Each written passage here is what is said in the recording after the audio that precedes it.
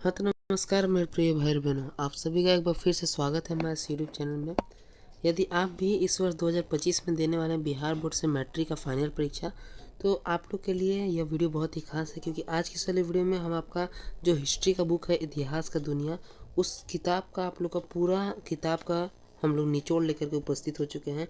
निचोड़ मतलब कि आपका जो भी प्रश्न है जो हर साल पूछा जाता है, फिक्स प्रश्न जो रहता है, हर सबसे ज़्यादा पूछा गया प्रश्न, उन सारे प्रश्नों को हम आपको पूरा हिस्ट्री का बुक का लेकर के उपस्थित हो चुके हैं। आज की वाली वीडियो में हम मात्र आपको 90 प्रश्न बतलाएंगे और इन 90 प्रश्न में से कम आपको 15 प्रश्न आपके एग्जाम में पूछे जाएंगे। और चूंकि आपका सोशल साइंस में हिस्ट्री में 20 ही प्रश्न बनाना रहता है, यानी कि 15 नंबर आप लोग का यहाँ से फिक्स है। तो ये वीडियो आपके लिए बहुत ही इंपॉर्टेंट है, इसलिए वीडियो में लास्ट तक बने रहिएगा। इस 15 अंक को आप अपने एग्ज़ाम की दृष्टि से छोटा मत समझिएगा, क्योंकि आपके एग्ज़ाम में एक एक नंबर आपके लिए बहुत ही बड़ा योगदान रखता है। इसलिए यह वीडियो आपके लिए बहुत इंपॉर्टेंट है, वीडियो में लास्ट तक बने रहेगा। यदि आपको वीडियो पसंद आता है तो वीडियो को लाइक कर सकते हैं और चैनल पर नए तो चैनल को सब्सक्राइब कर सकते हैं, ताकि आने वाले वीडियो का हर एक वीडियो का नोटिफिकेशन आपको मिलता रहे। बाकी अपने दोस्तों पास भी आप वीडियो को शेयर कर सकते हैं, इससे कोई आपका पैसा नहीं लगने वाला है। तो चलिए फटाफट से हम लोग वीडियो की शुरुआत करते हैं और आपको हर एक प्रश्नों का उत्तर समेत आपको प्रश्न दिखलाते हैं। तो चलिए हम लोग शुरुआत करते हैं। यहाँ पे सामाजिक विज्ञान आप लोग देख सकते हैं, हिस्ट्री का यहाँ से वस्तुनिष्ठ अर्थात आप लोग का ऑब्जेक्टिव प्रश्न शुरुआत होता है, जिसमें आप लोग का पहला प्रश्न की हम लोग बात करते हैं। पहला प्रश्न आप लोग का है कि रक्त एवं लौह की नीति का अवलंबन किसने किया। यह जो प्रश्न है यह आप लोग के एग्जाम की दृष्टि से MBBI आप लोग प्रश्न कह सकते हैं, क्योंकि यह आपके एग्जाम में कई बार पूछा गया है और यह बहुत ही सिंपल प्रश्न है आप लोग का। रक्त एवं लौह की नीति बिस्मार्क का अवलंबन किया था, जो कि जर्मनी के एकीकरण में महत्वपूर्ण योगदान निभाया था। रक्त और लौह की नीति का मतलब आपसे पूछा जाएगा, तो इसका मतलब यही होता है कि अपने देश में अनिवार्य सैन्य शिक्षा, यानी कि हर एक क्षेत्र में सैनिकों को बढ़ा देना, हथियार बढ़ाना, अपना सुरक्षा बढ़ाना, यह सब आप लोग का रक्त एवं लौह की नीति कहलाता है। जिसका प्रतिपादन किसने किया था, तो बिस्मार्क ने किया था। कब किया था, तो जर्मनी के एकीकरण के वक्त किया था। और यह क्यों किया था, तो यह जर्मनी के एकीकरण वक्त जर्मनी का चांसलर था, इसलिए जर्मनी के एकीकरण में इसने जर्मनी को एकीकृत करने के लिए रक्त एवं लौह की नीति का अवलंबन किया था। ठीक है, बढ़ते अगले प्रश्न की ओर। आपका अगला प्रश्न है कि इटली के एकीकरण में निम्नलिखित में से किसका योगदान था। तो आप लोग को मालूम होना चाहिए कि इटली के एकीकरण का मसीहा कहते हैं हम लोग मेजनी को। ठीक, उसके बाद बात करें कि सर्डिनिया पिडमाउंट जो कि इटली का उत्तरी भाग था, उसका राजा था विक्टर इमैनुअल, जिसने प्रधानमंत्री के पद पर नियुक्त किया था काउंट काबूर को, यानी इसका भी योगदान था इटली के एकीकरण में। और अंत में जो दक्षिण इटली का कुछ भाग था बुर्बो राजवंश के हाथ में, उसको छुड़ा करके हर एक भाग का एकीकरण किया था गैरिबाल्डी ने। यानी कि इन तीनों का आप लोग का इटली के एकीकरण में प्रमुख योगदान है। तो ऑप्शन डी बिल्कुल सही जवाब हो जाएगा। इसी तरह से आपको एकदम कॉन्सेप्ट के साथ हम लोग समझाते चलेंगे, वीडियो में आप लोग लास्ट तक बने रहिएगा। अगले प्रश्न की ओर हम लोग बढ़ते हैं। आपका अगला प्रश्न है कि जेनेवा समझौता कब हुई थी। देखिए, जेनेवा समझौता यह आपका वियतनाम हो चीन में, जब आप चैप्टर 3 पढ़िएगा तो उसमें पढ़ने को है, जिसके जेनेवा समझौता है, इससे जो वियतनाम है उसको दो भागों में बांट दिया गया था, उत्तरी वियतनाम और दक्षिणी वियतनाम। तो यह कब हुआ था आप लोग का जेनेवा, तो जेनेवा समझौता की हम लोग बात करते हैं, यह आपका हुआ था 1954 में। और एक और जो समझौता है इस चैप्टर से आप लोग का पूछा जाता है, हनोई समझौता। हनोई समझौता भी बहुत आपके एग्जाम में पूछा जाता है, तो यह भी आप लोग को याद रखना होगा। आपका हनोई हुआ था 1946 में। तो पहले हुआ था हनोई और फिर हुआ था आप लोग का जेनेवा समझौता, इतना आप लोग को याद रखना पड़ेगा। ठीक है, फिर हम बढ़ते हैं अगले प्रश्न की ओर। अगला प्रश्न आप लोग का कि जर्मन राइन संघ का निर्माण किसने करवाया था। तो आप लोग को मालूम होना चाहिए कि सन 1906 में नेपोलियन बोनापार्ट ने सभी जर्मन राइन संघ का स्थापना करके सभी जर्मन वासियों में एक एकीकरण की भावना का उदय किया था। इसी वक्त से जर्मनी में एकीकरण का भावना का उदय हुआ था। तो इसका उत्तर होगा आप लोग का ऑप्शन बी, नेपोलियन बोनापार्ट। आप कोई भी क्वेश्चन बैंक उठा करके देख लीजिएगा कोई भी वर्ष का, तो यह सारे प्रश्न जो हैं आपके एग्जाम में जरूर पूछे गए हैं। ठीक है, फिर अगले बढ़ते प्रश्न की ओर हम बढ़ते हैं। अगला प्रश्न आप लोग का चैप्टर 2 से है, समाजवाद एवं साम्यवाद, कि रूस में कृषक दास प्रथा का अंत कब हुआ था। तो रूस में कृषक दास प्रथा का अंत हुआ था 1861 ईस्वी में। अब यह किस राजा के शासनकाल में हुआ था, इसको आप लोग कमेंट में जरूर बताइएगा। ठीक, यह प्रश्न भी आपके एग्जाम से के दृष्टि से बहुत ही इंपॉर्टेंट है। उससे पहले हम आपको बता दें कि बहुत लोगों को नहीं मालूम होगा कि यह रूस में कृषक दास प्रथा क्या था। तो कृषकों को यानी रूस के जो किसाने थे उनको बंदी बना लिया जाता था, वहाँ के जमींदारों द्वारा बंधक बनाकर अपना मनचाहा कार्य करवाया जाता था। उसी को रूस का दास प्रथा कहा जाता था, जिसका अंत 1861 ईस्वी में हुआ था। और किस राजा ने करवाया था यह आपको कमेंट में बताना पड़ेगा। बढ़ते हैं अगले प्रश्न के हम लोग।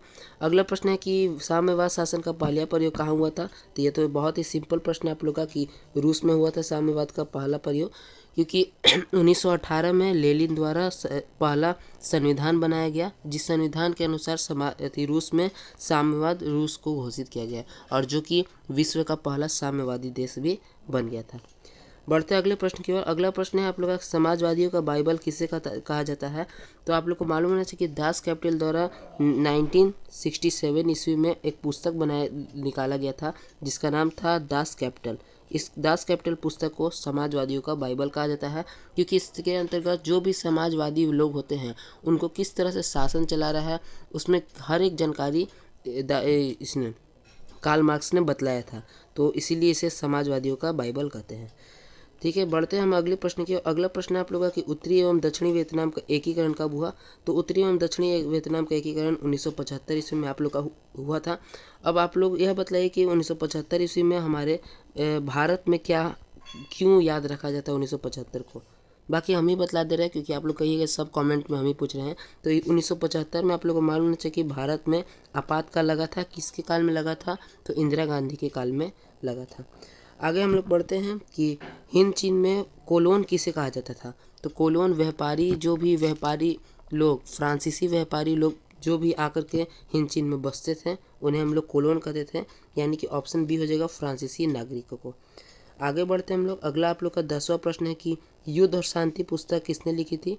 तो युद्ध और शांति पूछ ले आप लोग का, या फिर इंग्लिश में पूछ ले वार एंड पीस, तो दोनों का आप लोग का आंसर हो जाएगा लियो टॉल्स्टॉय, यानी ऑप्शन नंबर डी। यह भी आप लोग का चैप्टर 2 का क्वेश्चन है। आगे बढ़ते हम लोग को, रूस में जार का अर्थ क्या होता है। तो यह तो बहुत ही सिंपल है, जार का मतलब रूस का सम्राट, यानी कि ऑप्शन नंबर बी। और रूसी क्रांति वक्त रूस का सम्राट कौन था, यह आप लोग बताइएगा हमें कमेंट में कि रूस में जब बोल्शेविक क्रांति हुआ था उस समय रूस में सम्राट कौन था। हम बतला दे वैसे उस समय रूस का सम्राट था जार निकोलस द्वितीय। जार निकोलस द्वितीय उस समय रूस का सम्राट था। बढ़ते हम अगले प्रश्न की ओर। अगला प्रश्न आप लोग का है कि वार एंड पीस किसकी रचना है। तो जस्ट अभी क्वेश्चन हमने देखा है युद्ध और शांति या war and piece Leo Tolstoy की रचना है। अगला प्रश्न है कि यूरोप का मरीज किस देश को कहा जाता है। तो प्राचीन काल में यूरोप में सबसे पिछड़ा जो देश था जिसमें हर एक चीज़ का अभाव था उसका नाम था तुर्की।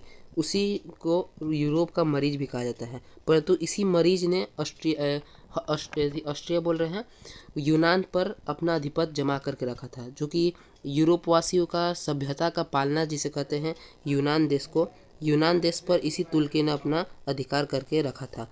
अब यूनान को स्वतंत्रता कब मिली, तो 1932 में कुस्तुनतुनिया के संधि से यूनान को स्वतंत्रता मिला। बहुत लोग यहाँ भी कंफ्यूज होते हैं, हम आपको इस एरिया से बाहर लेकर के बताते हैं। यूनान में एंड्रियापोल की संधि 1929 में हुआ। ठीक, 1929 में जो एंड्रियापोल की संधि हुई तो उससे तो तुर्की से के अधीन से बाहर निकल गया यूनान, लेकिन अब फिर उसके बाद रूस ने यूनान पर अधिकार कर लिया। उसके बाद फिर से संधि होता है 1932 में कुस्तुनतुनिया की संधि, जिसके माध्यम से रूस का भी अधिकार हट जाता है और यूनान एक स्वतंत्र राष्ट्र के रूप में बाहर निकल के आ जाता है। तो यह सब बात आप लोग को याद रखना होगा, एग्जाम में ऑब्जेक्टिव यहाँ से पूछ लेते हैं। अगले प्रश्न की ओर हम लोग बात करते हैं कि जर्मनी के एकीकरण के कौन उत्तरदायी था। तो हम लोग सबसे पहला प्रश्न आपको बतलाया था कि बिस्मार्क ने रक्त एवं लौह की नीति अपनाई थी और वही जर्मनी के एकीकरण का उत्तरदायी था। आगे बढ़ते हम लोग। अगला प्रश्न है कि काउंट काबूर ने क्विक्टे इमैनुअल को किस पद पर नियुक्त किया। तो प्रधानमंत्री के पद पर नियुक्त किया।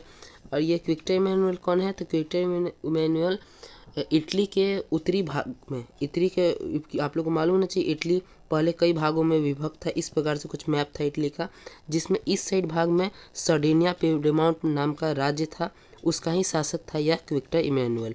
इसी क्विक्टे इमैनुअल ने इसको काउंट काबूर को अपना प्रधानमंत्री के पद पर नियुक्त किया था। आगे बढ़ते हैं कि टीपू सुल्तान कहाँ के शासक थे। तो यह मैसूर के शासक थे टीपू सुल्तान। आगे बढ़ते हम लोग गैरीबाल्डी पेशे से क्या था, तो गैरीबाल्डी पेशे से एक नाविक था। गैरीबाल्डी का इटली के एकीकरण में क्या योगदान है, तो इटली के एकीकरण के बारे में हम लोग बता दें। इस प्रकार से इमेजिन करिए कि इटली का मैप है, तो इस भाग में तो सर्डिनिया पिडमाउंट था, जिसका एकीकरण किसने किया था, तो क्विक्टर इमैनुअल ने किया था। और इस भाग में भी क्विक्टर इमैनुअल ने ही यहाँ तक 1961 तक आप लोग का एकीकरण कर दिया था। फिर बीच में था आप लोग का पोप राजा, और फिर दक्षिण इटली आप लोग का बचा था। तो यह जो दक्षिण इटली भाग है ये बुर्बो राजवंश के अधीन था। तो इसी बुर्बो राजवंश के अधीन से छुड़ाने के लिए गैरीबाल्डी ने एक संगठन बनाया था, और इस दक्षिण इटली को बुर्बो राजवंश से छुड़ा करके यहाँ पे इस शासक को दे दिया था। मतलब कि दक्षिण इटली को छुड़ाने में गैरीबाल्डी का योगदान है, और इटली का एकीकरण भी इसी के कारण पूरा हो पाया है। आगे बात करते हैं हम लोग रॉबर्ट ओवन कहाँ का निवासी था। तो रॉबर्ट ओवन के बारे में बतला दें आप लोग, तो रॉबर्ट ओवन एक यूटोपियन समाजवादी थे, जिनका यह धारणा था कि संतुष्ट श्रमिक ही वास्तविक श्रमिक हैं। यह एक उद्योगपति थे, यानी बिजनेसमैन थे। इन्होंने देखा था एक प्रयोग के माध्यम से कि जब यह अपने श्रमिकों को, अपने यहाँ काम करने वाले लोगों को खुश रखते हैं तो उनका मुनाफा भी ज़्यादा होता है और उनका तरक्की भी प्राप्त होती है। यही इनका विचारधारा था। तो यह रॉबर्ट ओवन एक ब्रिटिश से यानी ये अंग्रेजी यूटोपियन समाजवादी थे, जो कि एक ही केवल अंग्रेज के हैं। बाकी सब आप लोग को सेंट साइमन, लुई ब्रा, चार्ल्स फेरियर, यह सब आप लोग के फ्रांसीसी समाजवादी हैं। ठीक है, तो यह आप लोग को याद रखना है कि रॉबर्ट ओवन एक ही ब्रिटेन के एक ही हैं, बाकी सब आप लोग का फ्रांसीसी हैं। फिर आप लोग का कि रूस की बोल्शेविक क्रांति का नेतृत्व किसने किया, तो यह तो सबको को मालूम है कि रूस की बोल्शेविक क्रांति का नेतृत्व लेनिन ने किया। और उसके बाद लेनिन ने नया रूस, साम्यवादी रूस का भी स्थापना किया था। और लेनिन ने नई आर्थिक नीति के रूप में कब लाया था, तो 1921 में लेनिन ने नई आर्थिक नीति लाया था। लेनिन का मृत्यु कब हुआ, तो 1924 में लेनिन की मृत्यु हो गई। लेनिन के मृत्यु के बाद रूस का शासक कौन बना, मतलब रूस का सत्ता किसके हाथों में आ गया, तो स्टालिन के हाथों में आ गया। ठीक, इतना चीज़ आप लोग को याद रखना होगा। आगे बढ़ते हैं हम लोग कि निम्नलिखित में से किसे समाजवाद का संस्थापक के रूप में जाना जाता है। तो आप लोगों को मालूम होना चाहिए कि कार्ल मार्क्स जो समाजवाद के, साम्यवाद के संस्थापक के रूप में जाने जाते हैं। कार्ल मार्क्स के बारे में थोड़ा सा हम लोग जान लेते हैं। कार्ल मार्क्स का जन्म 1818 ईस्वी में हुआ था।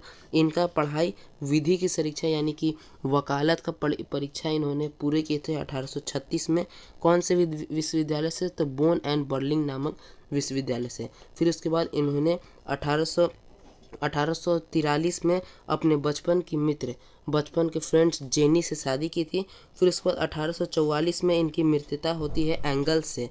एंगल्स के साथ मिलकर के इन्होंने 1848 में कम्युनिस्ट मैनिफेस्टो जारी किया था, यानी साम्यवादी घोषणा पत्र का प्रकाशन किया था। उसके बाद बात करें तो साम्यवादी यो का बाइबल यानी कि 1867 में इन्होंने दास कैपिटल का भी रचना किया था। अंत में जाकर के 1883 में इनका मृत्यु हो जाता है। तो यह कुछ प्रमुख डेट हैं, इनमें से कोई एक डेट आप लोग को एग्जाम में 100% पूछेगा। सबसे पहले जन्म तो 1818 में जन्म हुआ था। फिर उसके बाद पढ़ाई कब ग्रहण किए थे, तो 1836 में। किस चीज़ की, तो वकालत की विधि की। और कहाँ से, तो बोन एंड बर्लिन नामक विश्वविद्यालय से। इनको शादी कब हुआ था, तो 1843 में। किससे हुआ था, तो बचपन की मित्र जेनी से हुआ था।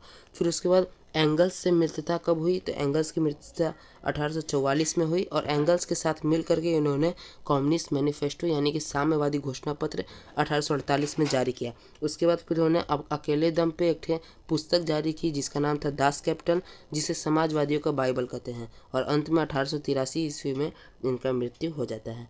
तो कार्ल मार्क्स के बारे में इतना चीज़ आप लोग को याद रखना पड़ेगा। आगे हम लोग बात करते हैं कि आगे प्रश्न पूछ रहा है आप लोग का कि सिंगापुर कब आज़ाद हुआ था, यानी सिंगापुर आज़ाद देश के रूप में कब आया था, तो सिंगापुर 1965 में आज़ाद देश के रूप में आया था। और पूछेगा कि कौन एक सुव्यवस्थित शहर है, तो सिंगापुर एक सुव्यवस्थित शहर है, क्योंकि वहाँ के जो राजा थे सिंगापुर के हर एक छोटे छोटे चीज़ को ध्यान दे करके वहाँ को बनाया था, इसलिए सिंगापुर एक सुव्यवस्थित शहर है। इतना चीज़ आप लोग को सिंगापुर के बारे में याद रखना है। आगे हम लोग बढ़ते हैं। अगला प्रश्न, गांधी जी ने साबरमती आश्रम की स्थापना किस वर्ष की। तो देखिए यह जो प्रश्न है ये बहुत ही कंफ्यूजिंग प्रश्न है। बहुत लोग इसका उत्तर 1915 बताते हैं और बहुत लोग 1916 बताते हैं, लेकिन इसका सही उत्तर होगा 1915 में। बहुत लोग कहते हैं कि 1915 में आए ही गांधी जी, तो कैसे वही साल कर देंगे। तो हम बताते हैं कैसे कर देंगे। गांधी जी कब आए थे? तो गांधी जी आए थे 9 जनवरी को। 9 जनवरी 1915 को भारत लौटे थे दक्षिण अफ्रीका से, ठीक। और उसके बाद इन्होंने इसका स्थापना किया साबरमती कब का? तो साबरमती आश्रम का स्थापना किए थे मई में 1915 में।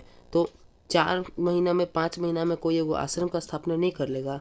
यही सही आंसर आप लोग को 1915 ही याद रखना है, यह सही जवाब है। 1916 इसका सही जवाब नहीं है, क्योंकि 1916 में वह निरीक्षण करना शुरू कर दिए थे कि भारत में कैसा अभी क्या सुधार लाना होगा, यह सब चीज़। तो बिना घर बार के वो निरीक्षण करेंगे, उनका रहने का कोई जगह चाहिए ना। इसलिए 1915 में ही वह साबरमती आश्रम का स्थापना कर लिए थे। 1916 में वह इधर उधर 2 साल तक घूमे थे, 15 और 16। उसका 17 में चंपारण किए, 18 में खेड़ा किए, 19 में खिलाफत किए, 20 में असहयोग किए, फिर 22 में असहयोग रद्द भी कर दिए, फिर 30 में डांडी किए, फिर सविनय अवज्ञा किए, फिर भारत छोड़ो किए 42 में। तो यह सब उनका कार्य था। फिर आगे हम लोग बात करते हैं कि रंपा विद्रोह कब हुआ। तो रंपा विद्रोह एक प्रकार का जनजातीय विद्रोह है जो कि 1916 में हुआ था, ठीक। इतना प्रश्न हो गया। अब बढ़ते हैं हम आगे। तो आगे आप लोग का है 24वां नंबर प्रश्न। 24वां नंबर प्रश्न क्या कर रहा है कि 1871 में कौन सी संधि हुई थी। तो आप लोग को मालूम होना चाहिए कि फ्रैंकफर्ट की संधि 1871 में हुई थी, जिसके बाद जर्मनी को एक एकीकृत राज्य का दर्जा प्राप्त हुआ था और उसके बाद जर्मनी भी एक महाशक्ति के रूप में यूरोप के मानचित्र पे आ चुका था। इसके बाद भी वही क्वेश्चन सेम टू सेम है कि फ्रैंकफर्ट की संधि किस वर्ष हुई? 1871 में हुई। आगे हम लोग बात करते हैं कि जर्मनी के एकीकरण के प्रमुख वास्तुकार कौन था। तो जर्मनी के एकीकरण का प्रमुख वास्तुकार आप लोग को मालूम होना चाहिए, सबसे पहले भी हमने बताया, अभी बहुत चीज़ बतला दिया इसके बारे में। बिस्मार्क, जो कि जर्मनी का चांसलर था। आगे बात करते हैं जिनेवा समझौता कब हुआ।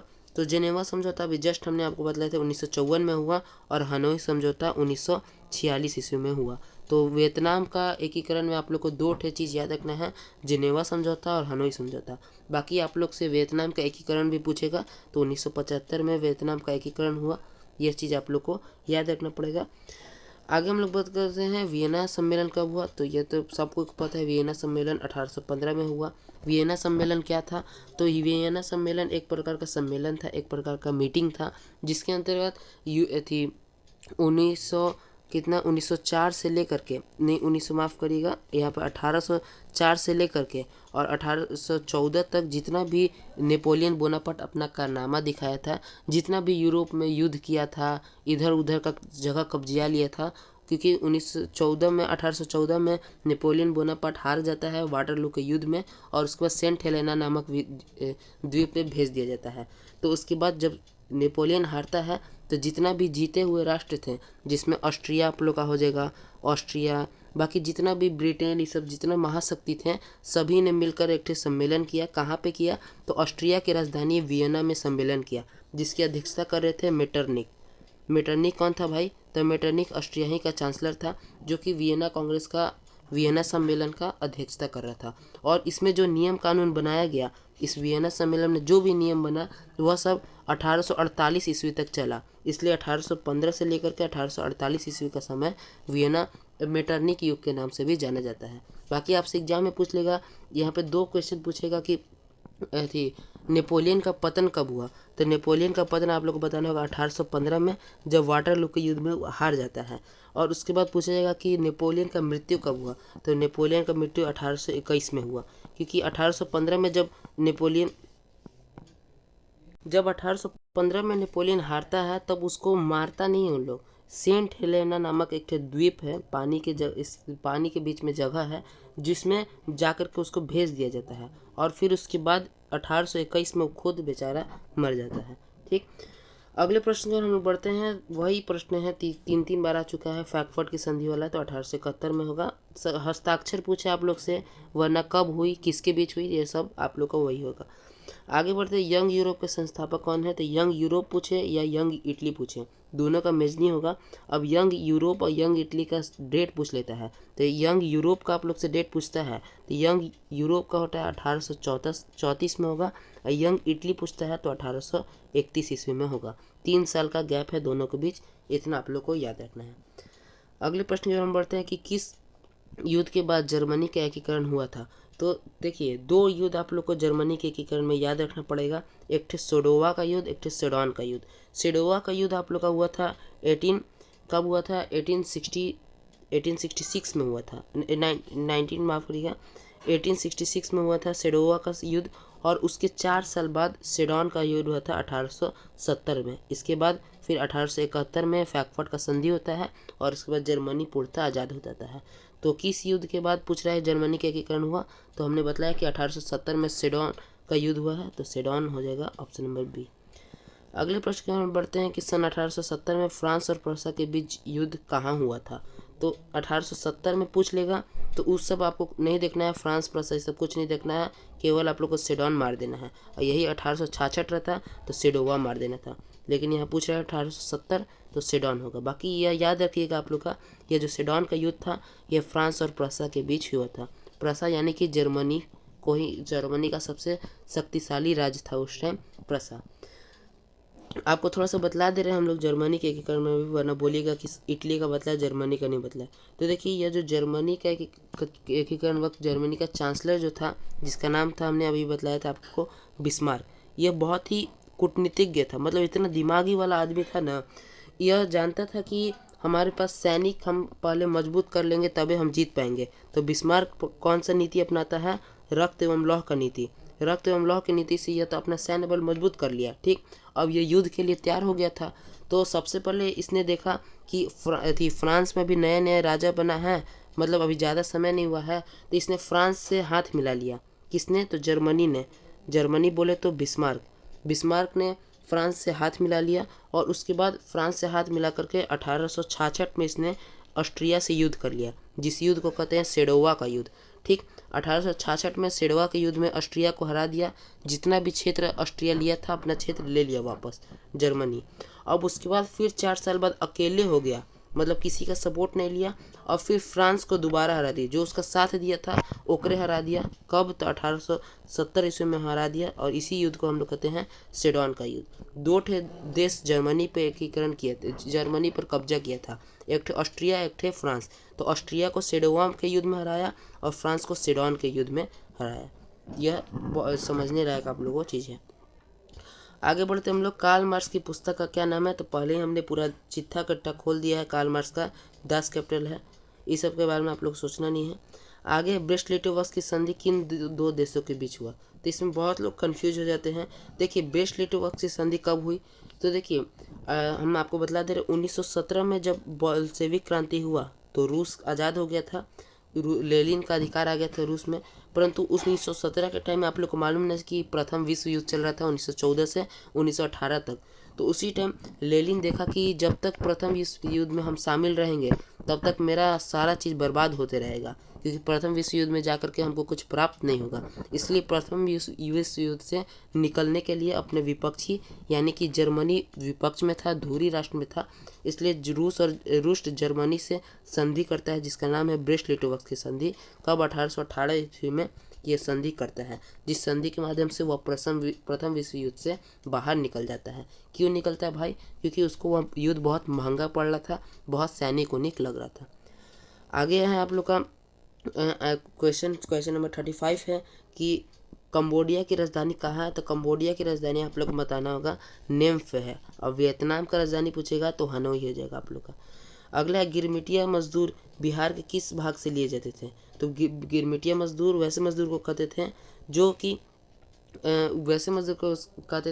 जो कि अंग्रेजों द्वारा बंधक बना करके अन्य देशों में ले जाया जाता था काम करवाने खातिर। अब पैसा देता भी था और नहीं भी देता था, मनमौजी करता था। तो यह पश्चिमी क्षेत्र से बिहार के ले जाते थे। फिर आगे हम लोग बढ़ते हैं अगला प्रश्न की ओर। देखिए, यह वीडियो ज़्यादा हम लंबा नहीं करना चाहते हैं, इसलिए कुल हमने जैसा कि थंबनेल पे आपने देखा होगा कि 90 प्रश्न हमने करवाने वाले हैं। तो आज की इस वाले वीडियो में हम 45 प्रश्न करवाएंगे, बाकी एक और वीडियो के माध्यम से हम आपको कल 45 प्रश्न दे देंगे। फिर आपका 37 नंबर प्रश्न की अमृत बाजार पत्रिका का संपादन किसने किया। तो देखिए यही वही पत्रिका है अमृत बाजार पत्रिका जो रातों रात अपना भाषा बदल लिया था। अब यह प्रश्न भी पूछता है कि किस पत्रिका ने रातों रात अपना भाषा बदल लिया, तो वह होगा अमृत बाजार पत्रिका। अब यह पूरा कहानी क्या है, तो देखिए 1878 में अंग्रेजों द्वारा वर्नाकुलर प्रेस एक्ट लगाया गया था। वर्नाकुलर प्रेस एक्ट का मतलब जो भी हिंदी में समाचार पत्र थे उन सभी को एकदम कम अधिकार प्राप्त हो गया, और जितना भी अंग्रेजी समाचार पत्र थे उनको विशेष अधिकार प्राप्त हो गया। तो ये जो अमृत बाजार पत्रिका था इसको यह पहले हिंदी में था, लेकिन जैसे ही सुना कि वर्नाकुलर प्रेस एक्ट लग गया, सरकार द्वारा लगा दिया गया, तुरंत अपना भाषा उसा बदल के और अंग्रेजी में आ गया। रातों रात अपना भाषा बदल लिया था। तो यह प्रश्न भी आपके एग्जाम में पूछता है कि कौन सा अखबार अपना रातों रात भाषा बदल लेता है, तो अमृत बाजार पत्रिका ने। तो इसका पूछ रहा है कि संपादन किसने किया था। तो देखिए यह भारतेंदु हरिश्चंद्र तो बहुत ही जाने माने आदमी हैं, आप लोग जानते ही होंगे। सच्चिदानंद सिन्हा को भी जानते होंगे, राजा राम मोहन राय को भी जानते हो कि इन्होंने ब्रह्म समाज की स्थापना की। बाद में लास्ट में बचा मोतीलाल घोष, यही वो आदमी थे जो कि अमृत बाजार पत्रिका संपादन किए थे।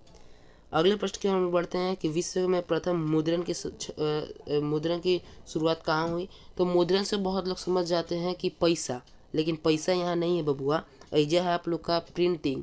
मुद्रण यानी प्रिंटिंग का शुरुआत सबसे पहले कहाँ हुआ, तो यह हुआ था चीन में।